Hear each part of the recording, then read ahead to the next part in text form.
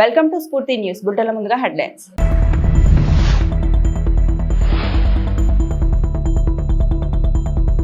ఏపీలో double engine సర్కార్, వేగంగా అమరావతి అభివృద్ధి, ప్రధాని మోదీ.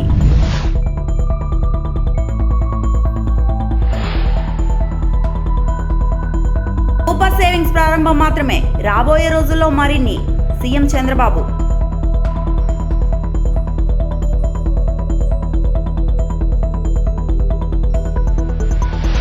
ఏపీలో కూటమి 15 ఏళ్లు బలంగా ఉండాలి, డిప్యూటీ సీఎం పవన్.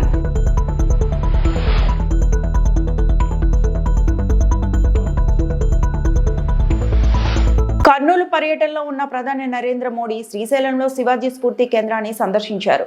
రాజదర్బార్ గోడలపై ఛత్రపతి శివాజీ జీవిత చరిత్రను తెలిపే శిల్పాలను ఆసక్తిగా పరిశీలించారు. అక్కడ శివాజీ విగ్రహం వద్ద నమస్కరించారు. శివాజీ దర్బార్ హాల్, ధ్యాన మందిరాలను పరిశీలించారు. ధ్యాన ముద్రలో ఉన్న శివాజీ అమ్మవారి విగ్రహాలను దర్శించుకున్నారు. అమ్మవారి విగ్రహానికి భక్తి శ్రద్ధలతో పుష్పాలను సమర్పించారు. ప్రధానితో పాటు AP CM Chandrababu, deputy CM Pawan Kalyan Shivaji స్ఫూర్తి కేంద్రానికి వెళ్లారు. ఈ కేంద్రం నిర్వహణ బాగుందని ట్రస్ట్ నిర్వాహకులను ప్రధాని మోదీ అభినందించారు. निडरता और बलिदान को सबसे ऊपर कैसे रखकर देश हित में काम किया जाता है, इसका सबसे बड़ा पर्याय अगर कोई है तो वो छत्रपति शिवाजी है। श्री शिवाजी स्फूर्ति केंद्र में मौजूद है एक ध्यान मंदिर। यहाँ पर भी प्रधानमंत्री पहुँचे, आप देख सकते हैं तस्वीरें। ध्यान मंदिर में प्रतापगढ़, राजगढ़, रायगढ़ और शिवनेरी जो किले हैं उनके मॉडल्स मौजूद हैं। केंद्र में छत्रपति शिवाजी महाराज की ध्यान मुद्रा में एक प्रतिमा भी स्थापित है। विजय ध्वज पताका लहराती हुई यहाँ नजर आ रही है और छत्रपति शिवाजी महाराज को यहाँ नमन करते हुए नजर आए प्रधानमंत्री। और ये तस्वीरें हमारे इतिहास को जीवंत करती हैं, हमारे इतिहास को युवाओं से जोड़कर ये बताती हैं कि बहुत कई बलिदानों के बाद गुमनाम ऐसे कई नायक रहे जिन्होंने अपने प्राणों को न्यौछावर किया माँ भारती की रक्षा के लिए, और उसमें कूट कूट कर भरी हुई थी राष्ट्र भावना, देशभक्ति, देश प्रीति, जिसकी वजह से आज हम सब आप स्वतंत्र हवा में सांस ले पा रहे हैं। और जिन किलों के मॉडल यहाँ मौजूद हैं, किसी ज़माने में ये अंग्रेज़ों के अधीन थे, लेकिन किस तरह अपने अदम्य साहस, शौर्य का परचम लहराते हुए छत्रपति शिवाजी ने इन्हें आज़ाद कराया। और यहाँ ध्यान मुद्रा में भी उनकी एक प्रतिमा मौजूद है और इस प्रतिमा पर भी पुष्पांजलि अर्पित करते नजर आए प्रधानमंत्री नरेंद्र मोदी। स्फूर्ति केंद्र जहां राष्ट्रभक्ति के साथ साथ ఆత్మగౌరవం, సంస్కృతికి నిలయంగా ఆంధ్రప్రదేశ్ ఉందని ప్రధాని నరేంద్ర మోదీ అన్నారు. కర్నూలు శివారులోని నన్నూరు వద్ద సూపర్ జీఎస్టీ సూపర్ సేవింగ్స్ పేరుతో ఏర్పాటు చేసిన బహిరంగ సభకు CM Chandrababu, governor justice Abdul Nazeer, deputy CM Pawan Kalyan, Nara Lokesh తదితరులు హాజరయ్యారు. ఆంధ్రాకి ఏదైనా అవసరం ఉంది అంటే ఒక సరైన విజన్ మరియు సరైన నాయకత్వం తాలూకు అవసరం ఉంది.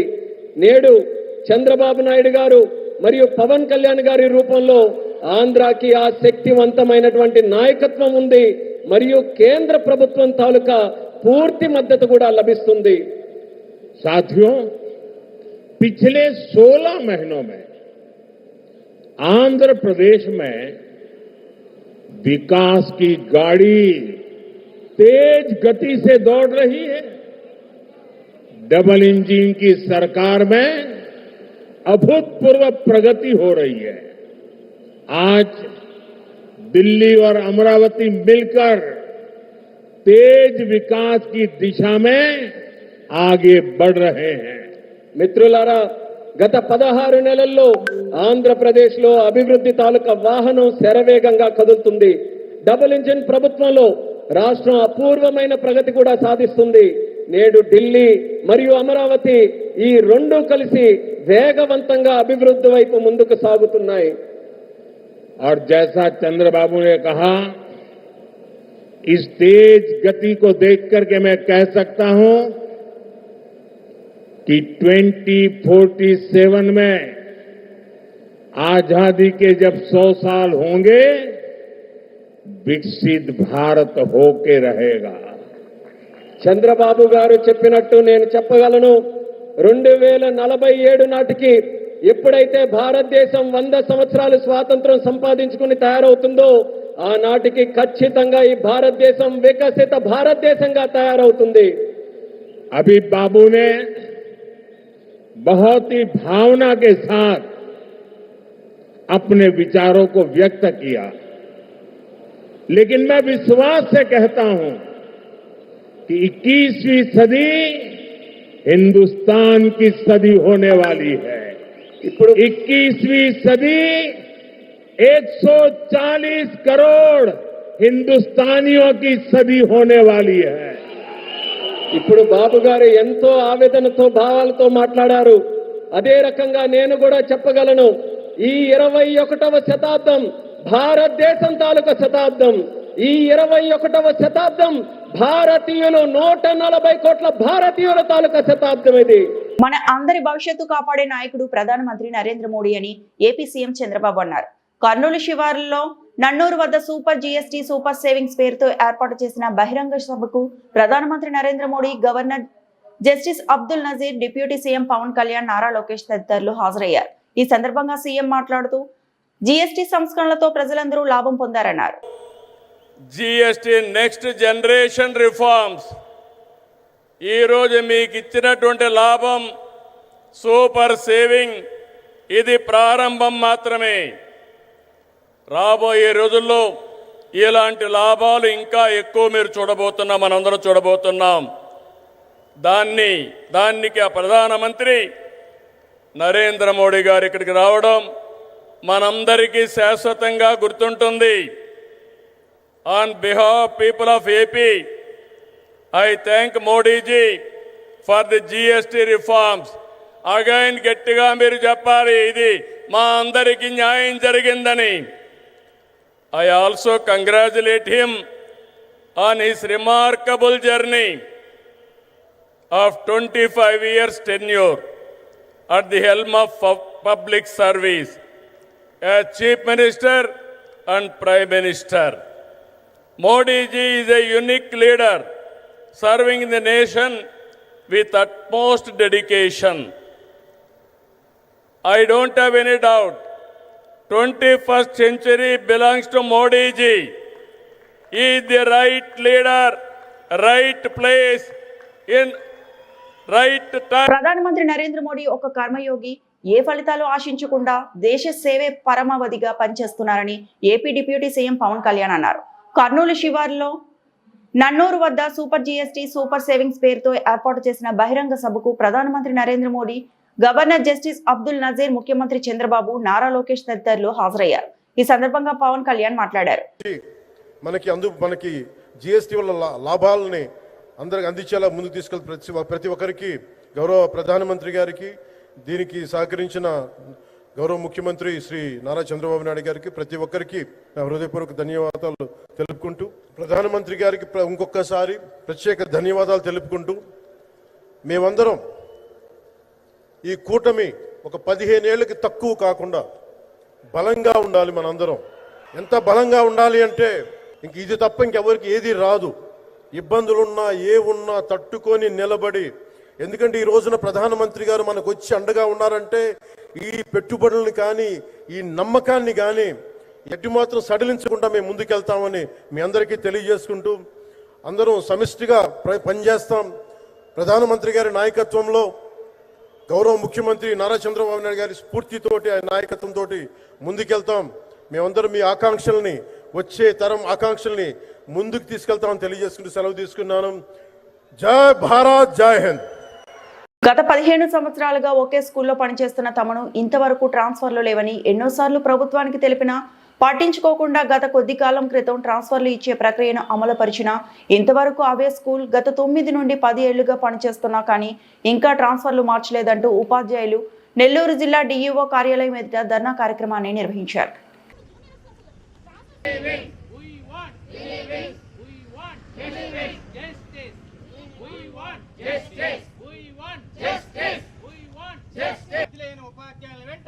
హార్మోన్స్ బ్యాలెన్స్ అయిపోయి నాకు అసలు హెల్తే బాగుండట్లేదు సార్.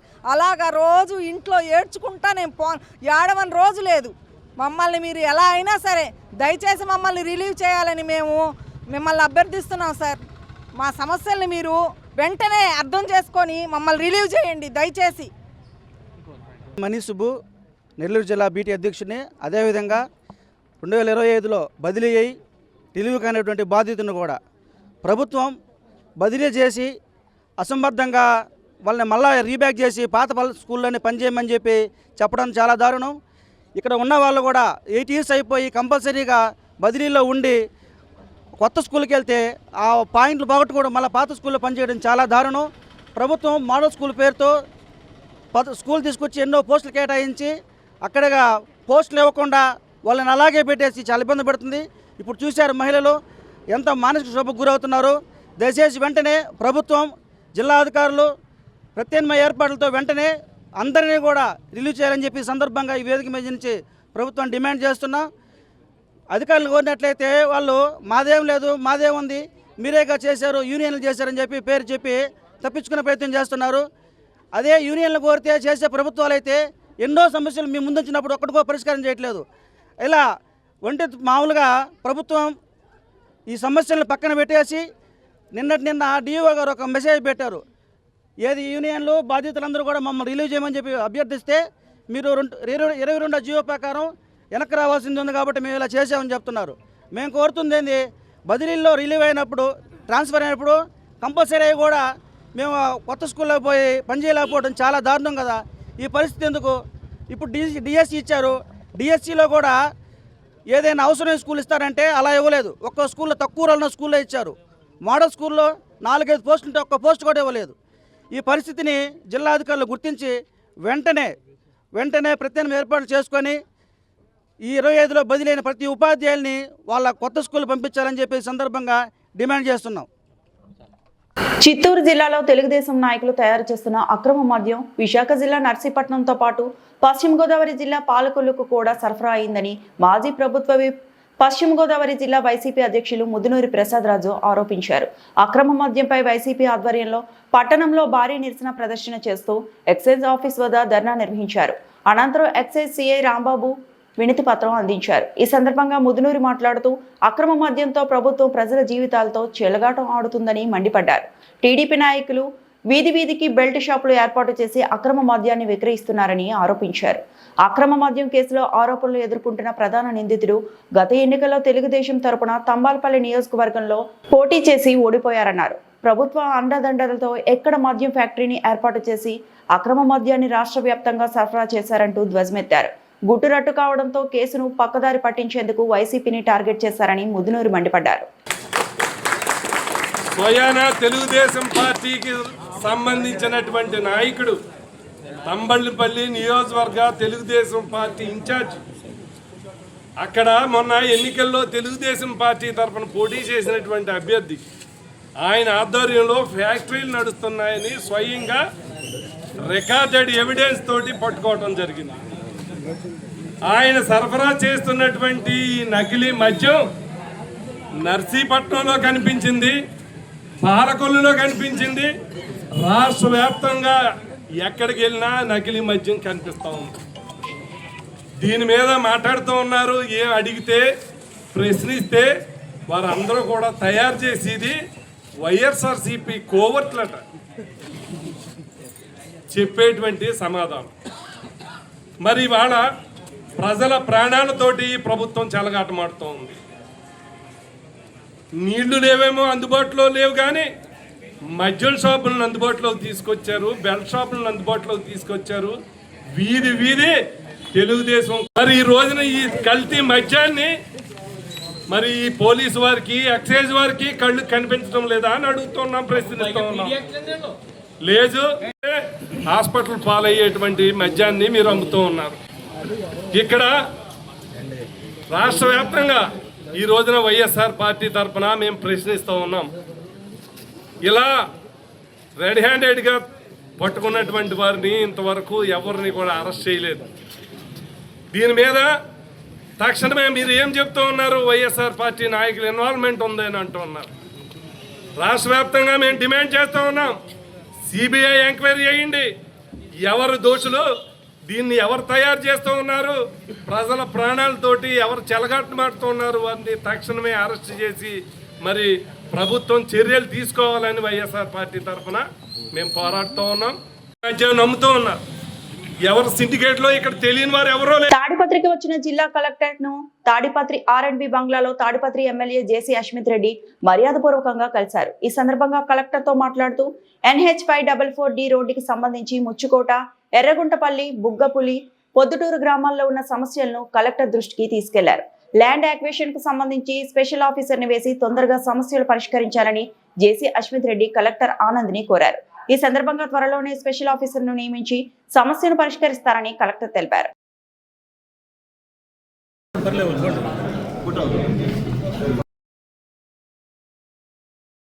నమస్కారము.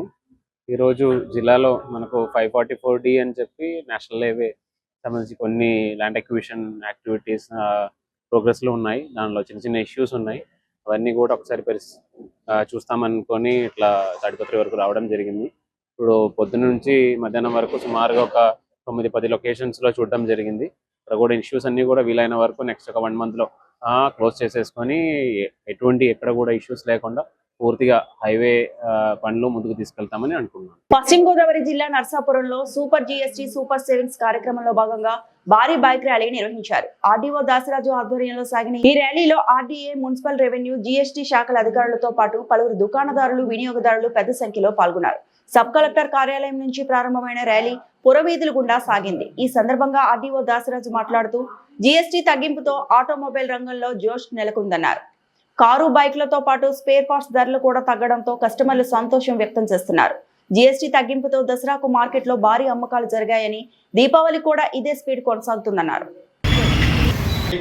ర్యాలీ నిర్వహిస్తున్నాం. మరి మన భారత ప్రధానమంత్రి గారు అయినటువంటి శ్రీ నరేంద్ర మోడీ గారు తీసుకున్న నిర్ణయం సూపర్ GST సూపర్ సేవింగ్స్ అంటే GST తగ్గుదల వలన మనకి ఎంత మేలు జరిగిందని ఈ నెలనాళ్ళు మన రాష్ట్రంలో మన ముఖ్యమంత్రి గారి పిలుపు మేరకు రాష్ట్రంలో సంబరాలు చేసుకుంటున్నాము. మరి మన కేంద్ర ఫైనాన్స్ మినిస్టర్ గారు కూడా మన ప్రాంతానికి సంబంధించిన ఆవిడ ఈ ప్రాంతాన్ని దత్తత తీసుకుని ఆవిడ అనేక అభివృద్ధి చేస్తున్నారు. మరి మన నర్సాపురం నియోజకవర్గానికి అయితే ప్రత్యేకమైన విషయం ఇది.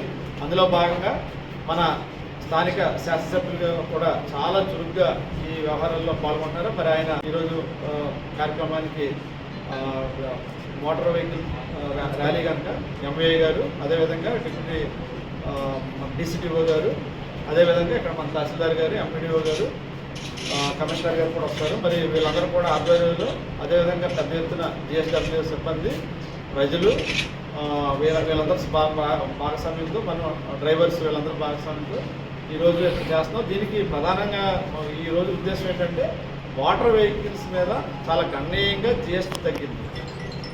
చాలా గణనీయంగా తగ్గింది. 10% మినిమం అన్ని 150cc లోపున్న వాహనాలన్నీ కూడా 10% కలిసి రావడం జరిగింది. అదేవిధంగా పెద్ద ఆటోలకి తగ్గింది, అదేవిధంగా బ్యాటరీ వెహికల్స్ తగ్గింది, ట్రాక్టర్స్ తగ్గింది, తర్వాత స్పేర్ పార్ట్స్ మీద కూడా తగ్గింది. మినిమమ్ 28 నుంచి 18కి వచ్చేసినాయి అన్నీ. అదేవిధంగా స్పేర్ పార్ట్స్ మీద కూడా మనకి చాలా గణనీయంగా 5%కి వచ్చింది. ఇది దీనివల్ల ఏంటంటే రైతులకి, సామాన్య ప్రజలకి, అదేవిధంగా మధ్యతరగతి ప్రజలకి అందరికి కూడా అవసరమైనటువంటి వాహనాలు ఏవైతే ఉన్నాయో మనకి మోటార్ సైకిళ్ళు, బళ్ళు, అదేవిధంగా ట్రాక్టర్లు, ఆటోలు, వీటిలన్నిటి కూడా, అదేవిధంగా గూడ్స్ సరఫరా చేసే వాహనాలు, ఇవన్నిటి కూడా మనకి GST గణనీయంగా తగ్గింది. మరి 10% సేవ్ అవడం అంటే చాలా గొప్ప విషయం. మరి ₹1,00,000 బండికి 10,000 తగ్గి 90,000 అవుతుంది. అది మరి దాన్ని ప్రజలకిలో కూడా తీసుకెళ్ళి ప్రజలకి గవర్నమెంట్ చేస్తున్నటువంటి గొప్ప విషయం వాళ్ళకి అందుబాటులో తెచ్చి చేయాలి. ఎందుకంటే గవర్నమెంట్ తీసుకున్న నిర్ణయం ప్రతిదీ ప్రజలకు సంబంధించింది. ప్రజలకి మంచి జీవన. వేటపాలెం మండలం బచ్చులవారిపాలెంకు చెందిన చప్పిడి వెంకట్రావు కుమార్తె సుగుణను 2 ఏళ్ల క్రితం చీరాల మండలం బోయినవారిపాలెంకు చెందిన హోంగార్డు విధులు నిర్వహిస్తున్న బోయిన చంద్రశేఖర్ తో వివాహం చేశారు. వివాహ సమయంలో కట్నం ఇచ్చినప్పటికీ అదనపు కట్నం కోసం వేధిస్తున్నట్లు సుగుణ తల్లిదండ్రులు ఆరోపిస్తున్నారు. వేధింపులు తట్టుకోలేక మహిళ భర్త ఇంటి ముందు బైఠాయించి నిరసన చేపట్టగా ఆమె తల్లిదండ్రులు అండగా నిలిచారు. ఆ సమయంలో ఇంటికి తాళాలు వేసి భర్త కుటుంబ సభ్యులు వెళ్లిపోయారు. దీంతో కొద్దిసేపు ఉద్రిక్తతకు దారితీసింది. ఎస్పీ కార్యాలయంలో విధులు నిర్వహిస్తున్న హోంగార్డు చంద్రశేఖరరావుపై తక్షణ చర్యలు తీసుకోవాలని బాధితురాలు డిమాండ్ చేశారు. మ్యారేజ్ చేసుకొని 3rd ఇయర్ రన్నింగ్ 1 ఇయర్ బాగానే ఉన్నాము. ఇంకా ఓట్ చేసిరావని ఎలక్షన్ టైంలో పంపించి పొలం కట్నం తీసుకొని రా అని ఇంకింత వాటికి పొలం పెట్టించుకున్నా తీసుకొని అన్నట్లేదు. మాకొద్దు ఎస్పీ దగ్గర తేల్చుకుంటాము అది ఇది అని అంటున్నారు. నా పేరు సుగుణ, మా ఆయన పేరు బోయిన్ చంద్రశేఖర్. పెళ్ళైన సంవత్సరం వరకు బాగున్నాము. తర్వాత ఎలక్షన్స్కి ఇంటికి పంపించి పొలం కట్నం తీసుకొని రామని అన్నారు. పొలం పెట్టుకున్నాక ఇంటికి తీసుకెళ్ళను అని అంటున్నారు. ఎస్పీ ఆఫీస్లో చేస్తున్నాడు. నన్ను తీసుకెళ్ళంటే ఎస్పీ సార్ దగ్గర తెలుసుకుంటాను అది ఇది అని అంటున్నారు. పేరు మీ ఆయన పేరు? బోయిన్ చంద్రశేఖర్. బోయిన్ వర్పాలో ఎస్పీ ఆఫీస్లో హోంగార్డ్ చేస్తున్నాడు. అదనపు కట్టుందామని చెప్పి ఎందుకు అంటున్నాడు? వాళ్ళకి పక్కన ఇంకా ఎక్కువ ఇస్తున్నారండి. 7 ఎకరాలు ఇచ్చిస్తానన్నారండి. ఆల్రెడీ పెళ్ళయింది కదా. నేను తెచ్చింది వాళ్ళకి సరిపోలేదంట, నేను నచ్చలేదంట వాళ్ళు. ఇంకో పెళ్లి చేసుకుందామని చెప్పి అంటున్నాడు. ఇంకొక పెళ్లి చేసుకోవాలని పక్కన మ్యాచెస్ కూడా చూస్తున్నారంట. ఎలాగైనా నన్ను వదిలించుకోవాలి అని. ఈ వార్తలు ఇంతటితో సమాప్తం.